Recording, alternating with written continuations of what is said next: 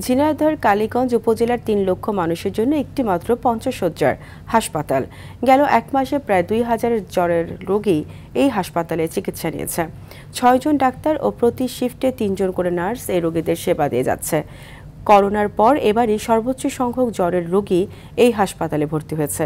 আগে থেকেই চিকিৎসক সংকট সহ নানা অসুবিধা নিয়ে থাকা হাসপাতালটি এবার জ্বরের রোগীদের নিয়ে পড়েছে সংকটে।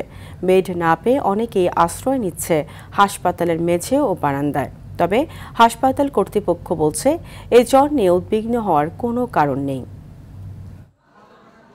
কিন্তু রোগী বেশি থাকার কারণে আমাদের একটু সমস্যা হচ্ছে, কারণ আমরা ৩ জন করে ডিউটি করি প্রতি ৩ বেলায়। তার জন্য আসলে ১৯০-৯২ এরকম রোগী থাকছে।